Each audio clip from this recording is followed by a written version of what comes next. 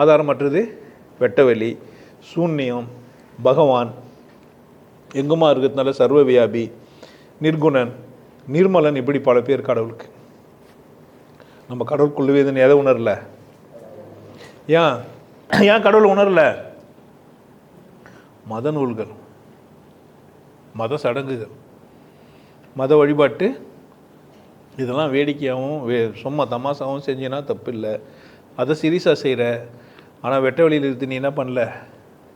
சீரியஸாக நான் சொல்லினே இருக்கிறேன், பார்க்க முடியும், உணர முடியும், இது இருக்குது, இது என்ன பண்ண முடியும் உங்கள் கண்களால்? அனுபவிக்கும் செஞ்சால் ஒருத்தர் சொல்கிறேன்ற ஒருத்தர்லாம் நிறைய பேர் ஆகிறாங்க. அவர் இங்கே பக்கத்தில் இருக்கிறாரு, கை காட்டுறேன். எங்கேயோ இருக்கிற மகேஸ்வரி பூபாவில் கை காட்டினா நீங்கள் தெரியுமா என்ன? எங்கேயோ இருக்கிற சில பேரை சொன்னால் தெரியுமா என்ன? எங்கேயோ இருக்கிற மதிவதனியை சொன்னால் உங்களுக்கு தெரியுமா என்ன? இங்கே இருந்து யாருக்குமே சொல்லாமல் கம்மனே பார்த்துருந்தா தெரியுமா என்ன? யார் இஷ்டம்? அது எல்லோரும் பேர் சொல்லணுமா என்ன?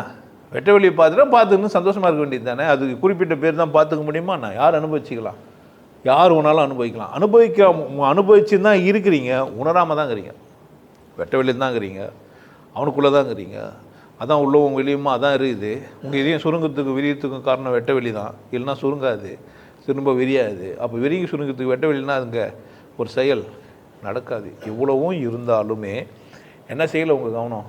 எவ்வளோ சொன்னாலும் உங்கள் மத வெறி, மத பிடிப்பு, மதத்தின் மேலே இருக்கிற நம்பிக்கை எந்த பக்கம் உங்களால் திரும்ப முடியல? அனாதி பக்கம் திரும்ப முடியல. கொஞ்சம் புரிஞ்சுக்க பாருங்கள். கடவுள் உங்களை சுற்றியும் உங்களுக்குள்ளே ஒரு எங்குமா இருக்கிற ஒரு கடவுளை, எல்லாத்துக்கும் ஆதாரமாக இருக்கிற ஒரு கடவுளை ஏன் நீங்கள் உணரல? அக்கறை இல்லைன்னா நீங்கள் ஏதோ தெரிஞ்சு வச்சுக்கிட்டு தான் திமிரில் இருக்கிறீங்க. அது ஆணவமாக உங்களுக்கு தெரியவே மாட்டேங்குது. அது போய் அன்புன்னு வர சொல்கிறீங்க. மதம் உங்களுக்கு அன்பு போதிக்கலை, மதமே உங்களுக்கு ஆணவத்தை தான் போதிக்குது. கடவுளுக்கு எதிராக ஒன்றும் வர முடியாது. சாத்தான்னு ஒன்று இல்லவே இல்லை. வெட்ட வெளிக்கு எதிராக ஒரு பொருள் இல்லை, நிறைய பொருள் இருக்குது. அது வெட்ட வெளிக்கு எதிரானது இல்லை.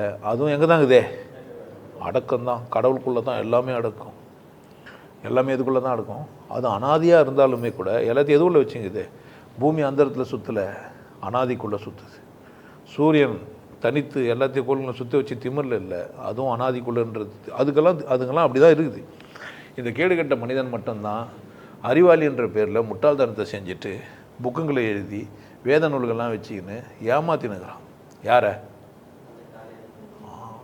அன்னையை ஏமாற்றி அப்புறமா பித்தியாரையும் ஏமாற்றி. அனாதியை உங்களுக்கு புரியணுன்னா, ஏதோ ஒரு பொருள் அனாதியாக இருக்குதுன்றாங்களே, அது என்னவாக இருக்கும்னா வெட்ட வெளி. நேரடியாகவே சொல்லிட்டேன். அதை அனுபவிக்க முடியுன்றாங்களேன்னா ஆமாம் அனுபவிக்க முடியும்னு சொல்கிறேன். அதுக்கு பயிற்சி இருக்குதுன்னா ஆமாம் இருக்குதுன்னு சொல்கிறேன்.